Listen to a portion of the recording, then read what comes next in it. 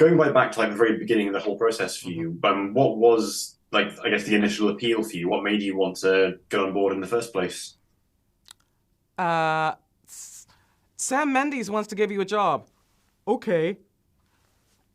That was that was pretty much it. Oh, let me check my diary. Yeah, I think I'm available.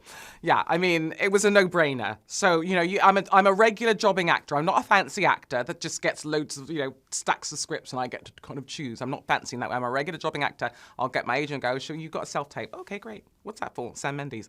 Really? Oh my god, oh my god, oh my god. Okay, calm down, calm down, calm down. Do the send it in, and then just wait, and then you get a call going, "Oh, Sam wants to meet you." Really?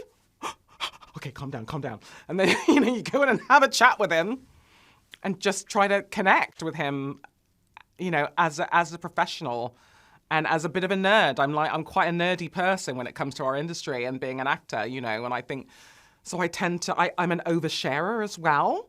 You might not have noticed. I just kind of sat in a room with him and overshared a bit about some of my experiences, which mercifully for me, he appreciated.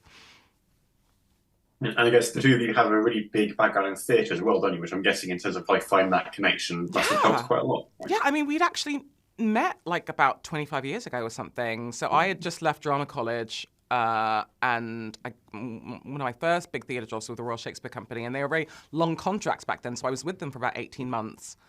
And Sam's cohort at the Royal Shakespeare Company had just been before mine, so he was still around, and he was like, the next big theatre director. So I did a show, he came to see it, and then we chatted afterwards, and so it was sort of like that. So I did remind him. I was like, we met about 25 years. He came to see a show. Oh, really? Oh, cool. So he's sort of like he speaks the same language in that way. So we had Yeah. 2 weeks rehearsal. We went over the script. We looked at our objectives. We adapted things that we were saying based on what we wanted from each other and the situation. And well, I mean, he did the adapting. Otherwise, obviously, we did nothing to do with the writing. It's all him. But we had dialogue about who we were, what we wanted, and so when he was listening again and again, then he'd say, oh, "Okay, say it like this next time, or the next time you read that scene, change that line or cut that one, but say this instead," sort of thing. So it was a constantly malleable creative process. And like watching it back, it does feel like a really personal film for him. Like having that rapport must have been so important, I guess, kind of in finding that right sort of tone that he was going for. Yeah. Yeah, yeah, it was. I mean, I personally think it comes across as hugely authentic and a real, work of love and compassion. I guess, yeah, kind of on that note, then, like, how do you hope that audiences respond to the movie? I'm guessing you've seen it at a couple of times with like a packed house Yeah, I've seen. so Well, I've far. seen once in a small house, just like a screening for us, and then once in a packed house at TIFF, the Toronto International Film Festival.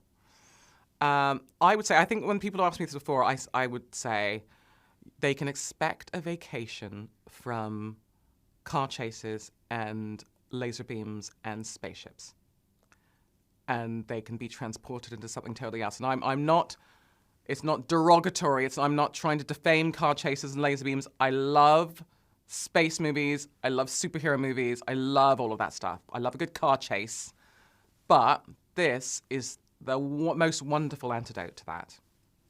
Yeah, it's not like they're not the be all and end all, are they? There's room for there's, something else. yeah, there's Like, room for variety for sure, for sure. yeah, and like this one, just given that it is like about the movies, about going to the cinema, it does feel like one that you do want to see with a big crowd if you possibly can. Do you know what? I don't think it's necessary to dictate that at all because I'm one of those people that came out of lockdown going, actually, I kind of prefer seeing things at home. Because there's not, I mean, particularly as, I have I've got my daughter, I've got things at work, my dog, all this stuff. I can't always make the time to go out to a cinema. It's just like, can't there. Sometimes I really, I have to go out of my way and say, no, this I really want to see in the cinema. But I see a lot in my own sitting room, wearing my onesie with my dog on my lap. And they'll enjoy it just as much. Make your own popcorn, turn down the lights, get your onesie on, bung on Empire of Light.